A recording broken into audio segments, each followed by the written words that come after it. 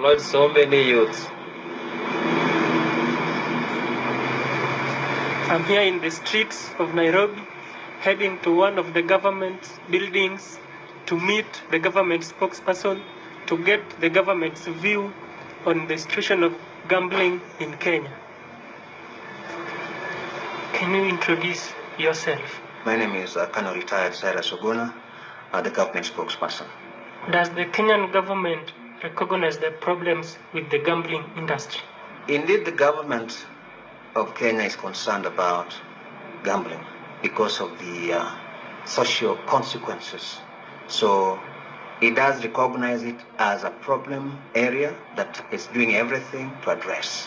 What have you tried to do about it?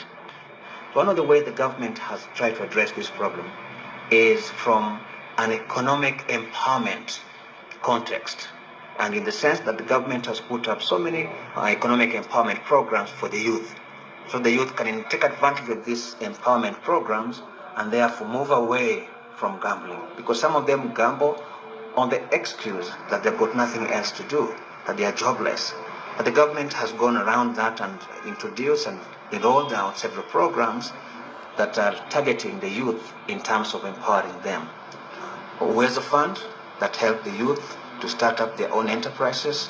The latest program that the government did roll out is an internship program for young men and women who are just out of the university, and they are given an internship of 1 year within government. So there are many programs. To me, gambling seems to be rising in popularity, especially among the youth. Is this a concern to you?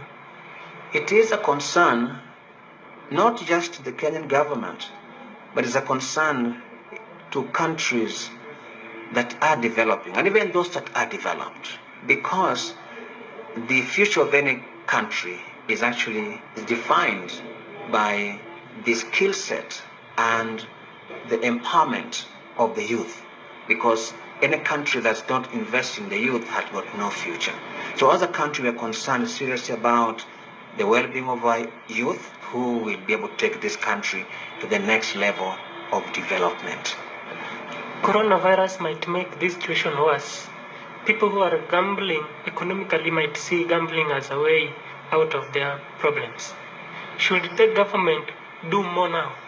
The idea that the situation would worsen because of the pandemic, it is not far-fetched. Because we have seen it happening. Already we're talking about 2 million Kenyans having lost their jobs. So we are certain that, yes, left without any kind of social support, they're likely to be drawn into other destructive activities like gambling.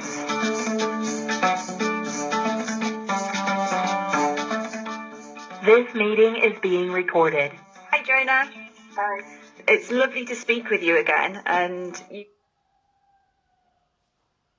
So I just want to have a chat with you about some of the things that you found out. Really, the first thing I'm interested in is what your main thoughts are, having interviewed all the different types of people that you have. In my opinion, I think the government should put in place some measures or set up a program to educate youth on responsible gambling, but not to do away with it fully. And some of your friends, they didn't want any kind of tighter gambling control at all. What do you think about that? I think what they should do is just to not take that much time on betting, but to bet responsibly. How do people bet responsibly, do you think? You should not always use what you have all in betting. You can use some as your upkeep when you are a youth, but not all what you're getting financially. Other things just to go back on. So you had a super interesting conversation with the government representative, and he talks a lot about how young people perhaps are using gambling as an excuse, is how it came across, because they don't have other economic opportunities. And he talks about the empowerment schemes that the Kenyan government have set up and apprenticeships. How useful are those schemes and how easy are they to access? Are they really a viable alternative? Most youth don't access those schemes. You find they are being assigned to youth as far as the boss or the leader there. So you find most youths miss those opportunities. So it's very difficult for thousands of youths to involve in those jobs. That's why they take their time in gambling. Okay, that makes a lot of sense. Yes. And as you know, I think gambling laws should be really quite strict. Though, from what your friends were saying, they see gambling as a way to make a living, and the fact that they need to make a living, and it's one of the few ways they can do this. But I still think it's a problem potentially for young people in your country.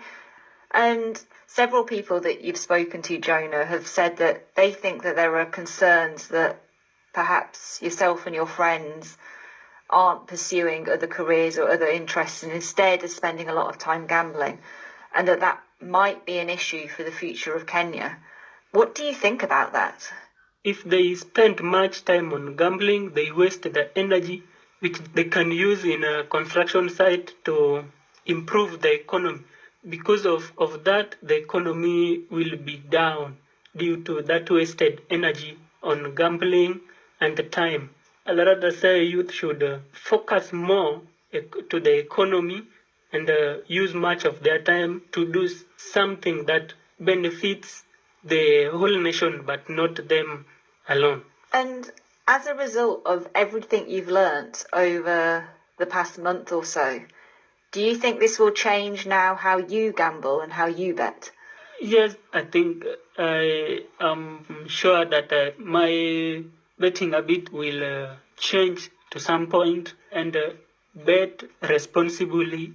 Well, good luck, Jonah. I hope that's the case for you. And it has been an absolute pleasure speaking with you and listening to all the investigations that you've been doing and to talk to you about these issues. Yes, thank you very much. I was speaking to Jonah. Thanks for listening to Gambling, a Sure Bet. In the next episode, we're in Albania. Albania banned gambling in 2019 after gamblers fell into record levels of debt and there were rising divorce rates and suicides. But the ban has only propelled the industry underground and into the hands of organised crime. I'll find out whether banning gambling is actually the best way to deal with the problem. Gambling, a Sure Bet on the BBC World Service was presented by me, Dr. Heather Wardle, and was produced by Lydia Thomas. To listen to more episodes from this series, where I look at the gambling industries in Albania and the USA, visit the World Service website and search for The Compass.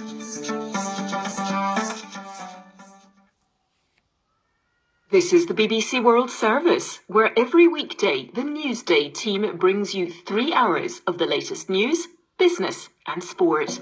There is simply human interest in what's going on around us. The United States relationship with China will be competitive where it should be, collaborative where it can be, adversarial where it must be. An interest that makes us ask, What happens next? The elephants move in and out of the park in search of trees and food. This avocado farm is smack in the middle of one of the corridors. From business to sport to health. from climate change to politics to conflict. Moving from country to be a refugee is not an easy decision. Honestly, I feel I died, you know? We cover what's going on in this world And out of this world. Will we find that there was life on Mars?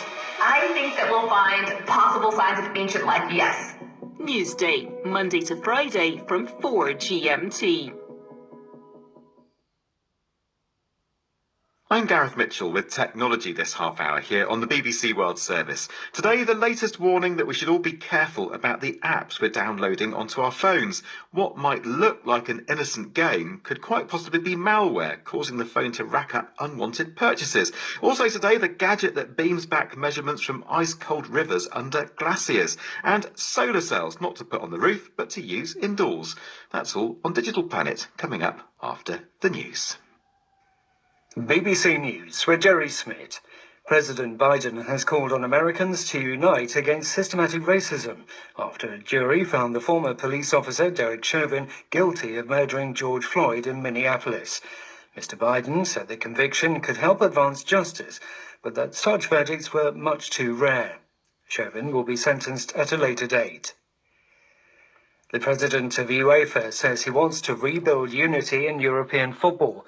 Alexander Ceferin made his statement as a planned breakaway Super League appeared to be on the verge of collapse, following the withdrawal of all 6 English clubs who had said they would join.